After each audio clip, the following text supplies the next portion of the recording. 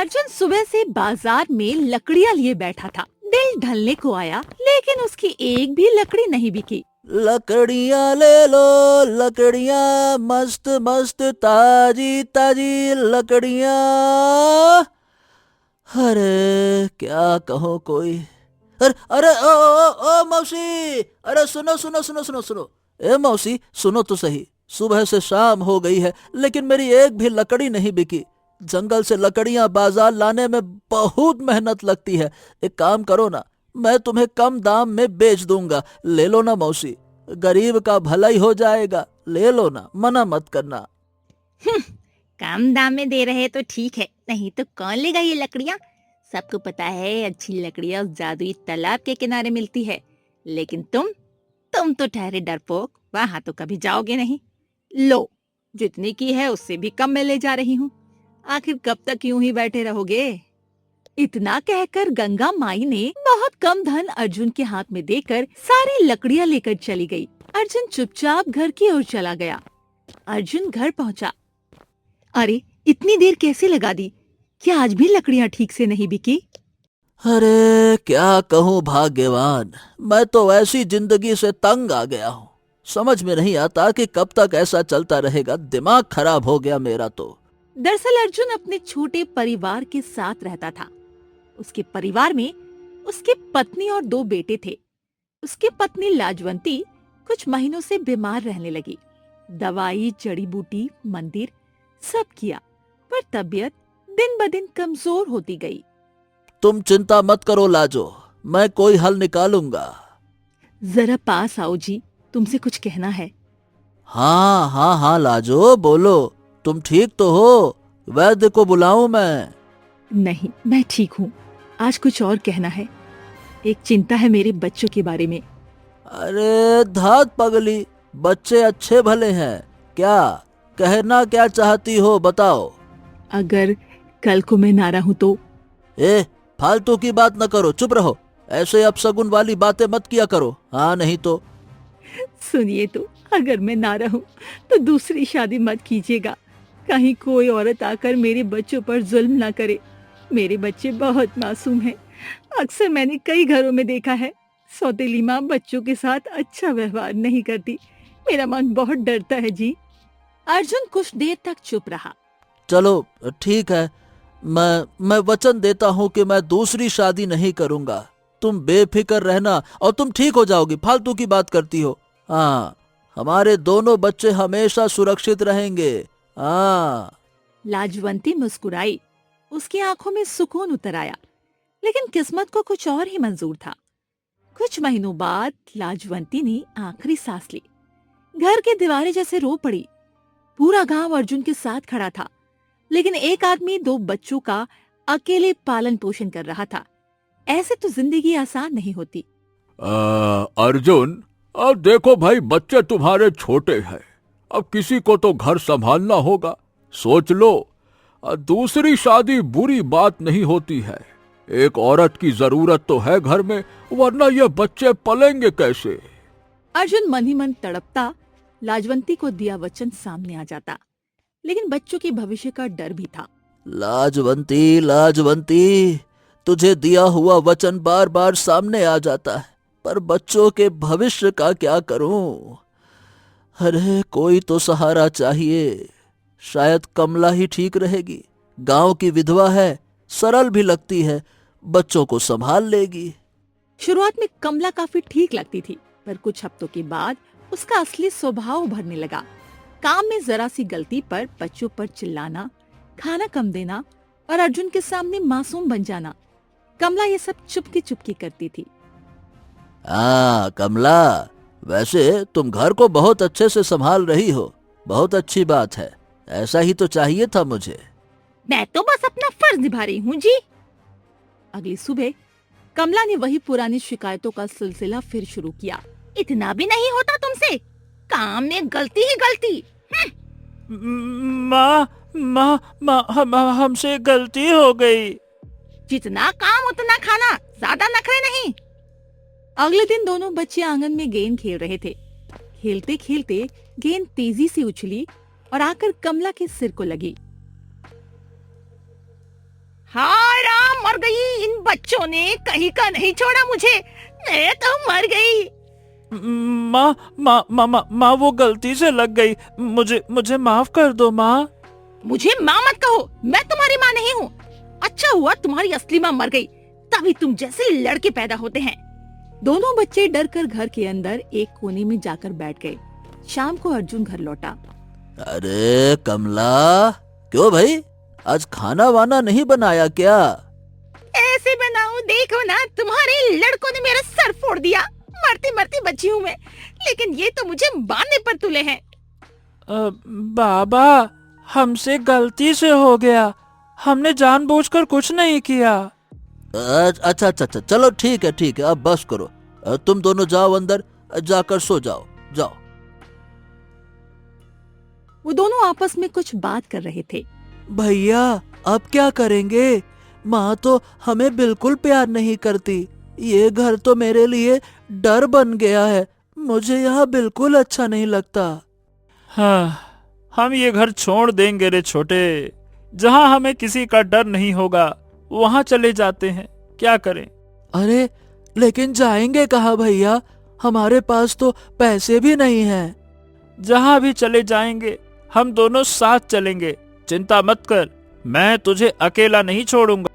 उसी रात बैग में बस एक जोड़ी कपड़े, एक रोटी लेकर वे दोनों चुपचाप चल पड़े और उनके कदम अंधेरे में गूंजते रहे। वो दोनों चलते चलते जंगल में आ गए। वहाँ एक पेड़ के नीचे वो दोनों सो गए। भैया, हम दोनों साथ हैं तो डर का कोई नाम ही नहीं है, मुझे कोई डर नहीं लग रहा। चल छोटे, अब तू सो जा, मैं पहरा दूंगा, है ना? भैया, कल हम किसी गांव में जाकर काम कर लेंगे। हाँ हाँ, सब कर लेंगे, हम किसी का बुरा नहीं करेंगे, बस ईमानदारी से काम करेंगे और खाएंगे। चल अब तू चिंता मत कर, सो जा, बस कुछ दिन और समस्या रहेगी, फिर सब ठीक हो जाएगा, सो जा। अगली सुबह वो दोनों गांव की ओर बढ़ गए। दोनों घने जंगल में चल रहे थे, बड़ा भाई आगे और छोटा भाई पीछे। तभी चिंटू को एक हिरन दिखता है, वो उसके पीछे भागता है। वीरू अचानक पीछे मुड़कर देखता है तो चिंटू वहाँ नहीं था। अरे चिंटू, मेरे भाई कहाँ गए तुम? चिंटू, ए चिंटू, चिंटू, ए चिंटू। वीरू चिंटू को ढूंढते ढूंढते जंगल के काफी अंदर आ जाता है, परंतु उसे चिंटू कहीं मिलता नहीं। तब वो वहीं एक झोपड़ी बनाकर रहने लगता है। धीरे धीरे समय बीतता है। 10 साल बाद जब वीरू एक बार जंगल में लकड़ियां लेने जाता है, तब उसे एक तालाब दिखाई देता है। तालाब के बीच में एक पत्थर की मूर्ति खड़ी देखकर वो चौंक जाता है। ये मूर्ति है या कोई इंसान खड़ा है?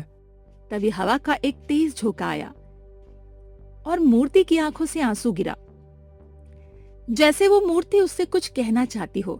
तभी एक तोता उस मूर्ति के ऊपर आके बैठा। तुम कौन हो और यहाँ तक कैसे पहुँचे? यहाँ कोई आम इंसान नहीं आ सकता, लगता है तुम कोई आम इंसान तो नहीं हो। वो तो लेकिन तुम कौन हो और एक पक्षी होकर कैसे बोल सकते हो? हाँ, मैं जादुई पक्षी हूँ, इस मूर्ति की रक्षा करता हूँ। क्यों? ये तो एक साधारण सी तो मूर्ति लगती है, ऐसा क्या खास है इसमें कि इसकी रक्षा करनी पड़ रही है? ये कोई साधारण मूर्ति नहीं है, ये एक राजकुमारी है। क्या? राजकुमारी? हाँ, इसे एक साधु ने श्राप दिया, जब तक वो श्राप टूटता नहीं तब तक ये असली रूप में नहीं आ सकती। अरे बाबा, और वो श्राप कैसे टूटेगा? जब कोई निस्वार्थ व्यक्ति उस मूर्ति को बिना डर के छुएगा, ये श्राप तभी टूटेगा और उसी इंसान से राजकुमारी को शादी करनी होगी। सोच क्या रहे हो? आगे बढ़ो और उस मूर्ति को छू लो, श्राप से मुक्त करो उसे। बिना कुछ सोचे समझे उसे छू लिया। अगले ही पल एक तेज रोशनी के साथ वो मूर्ति राजकुमारी में परिवर्तित हो गई। हाँ, अरे बाप रे, क्या मैं सपना देख रहा हूँ क्या? नहीं, तुम कोई सपना नहीं देख रहे हो। तुमने मुझे श्राप से मुक्त कर दिया है। सही काम वही करते हैं जिनके मन में डर नहीं होता। चलो मेरे साथ, तुम मेरे जीवन रक्षक हो। राजकुमारी वीरू को लेकर राजमहल आती है। उसे जीवित देखकर राजा और रानी दोनों बहुत खुश हो जाते हैं। हाँ, मेरी राजकुमारी, मेरी बिटिया लौट आई। बेटा राजकुमारी, हमने तुम्हें जंगल में कहां कहां नहीं खोजा, पर तुम कहीं नहीं मिली। आखिर गई कहां थी तुम? पिताजी, मुझे श्राप मिला था और मैं एक पत्थर की मूर्ति बन गई थी। राजकुमारी ने सारी बातें राजा और रानी को बताई। और युवक, तुम कौन हो? तुमने हमारी फूल सी बच्ची को बचाया है। मांगो, तुम क्या चाहते हो हम तुम्हें देंगे। मांगो जो मांगना है। मैं ना पड़ोस के गांव से आया हूँ। मैं और मेरा भाई अपनी माँ के छल से घर छोड़ दिया था हमने। जंगल में हम दोनों बिछड़ गए। पता नहीं वो कहाँ होगा और किस हाल में होगा। मैं बस अपने भाई को ढूंढना चाहता हूँ। पिताजी, मैं वीरू से शादी करना चाहती हूँ। कुछ समय बाद राजकुमारी ने वीरू से विवाह किया। तुम अब इस राज्य के नए राजकुमार हो। तुम्हारे भाई को हम मिलकर ढूंढेंगे। राजकुमारी, मैं तुम्हारा आभारी रहूंगा।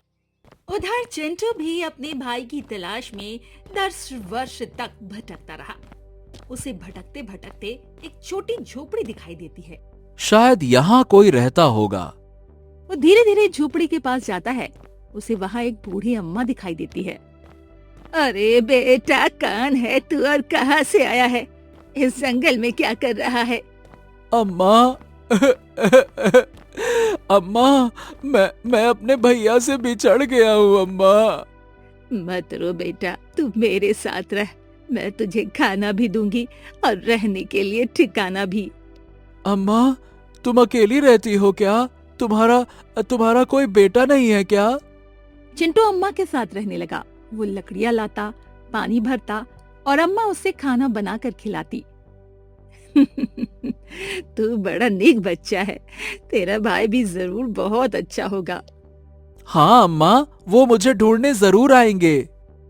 महल में राजकुमार अपने भाई को ढूंढने के लिए जंगल जा रहे थे। मैं भी साथ चलूंगी। तुम्हारी वजह से मुझे ताकत मिलती है। ठीक है। दोनों कुछ सैनिकों के साथ जंगल की ओर चले गए। वीरू, ये जंगल बहुत बड़ा है।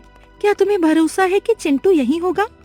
हाँ, मेरा दिल कह रहा है कि मेरा भाई यहीं कहीं होगा। जब तक उसे ढूंढ ना लूं, तब तक मुझे चैन नहीं मिलेगा। राजकुमार, यहाँ कई और पगडंडियां हैं, पर कुछ जानवरों के निशान दिखते हैं। हमें सावधानी रखनी होगी। जिस दिशा में उम्मीद ले जाए, हम वहीं चलेंगे। उधर चिंटू अम्मा के साथ लकड़ियां बटोरने जंगल के भीतर चला गया। अम्मा बूढ़ी हो गई थी, पर उसके चेहरे में माँ जैसा प्यार था। धीरे धीरे चल बेटा, ये जंगल कितना सुंदर है, उतना ही चालाक भी।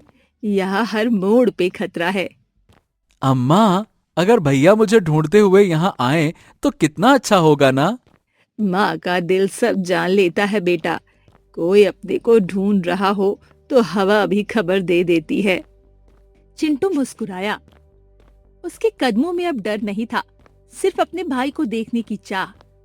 चलते चलते वीरू अचानक रुक गया। उसने एक झाड़ी के पास कुछ देखा, एक छोटा कपड़े का टुकड़ा। वही कपड़ा जो उसने चिंटू को रात निकलते समय पहनाया था। अरे ये तो चिंटू का कपड़ा है। ये इसका मतलब वो यहाँ से गुजरा है।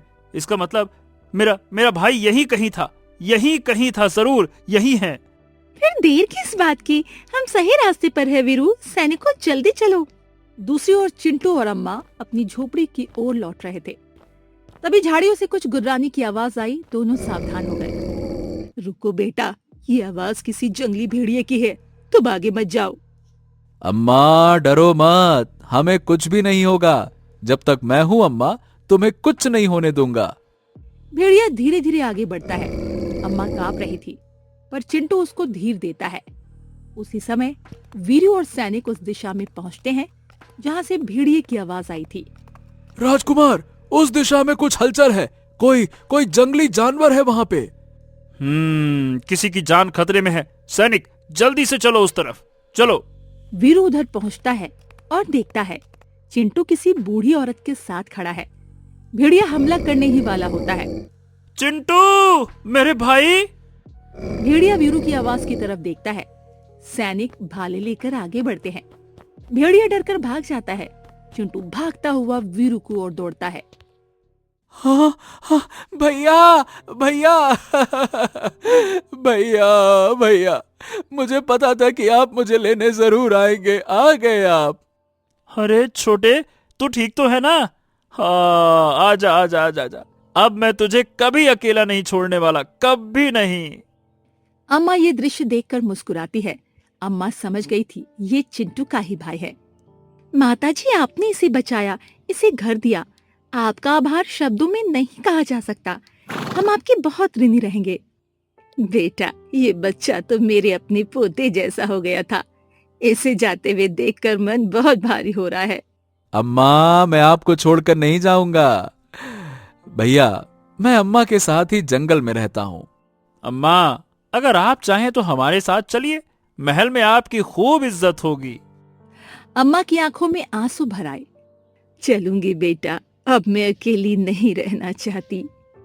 महल में राजा और रानी ने चिंटू का स्वागत किया।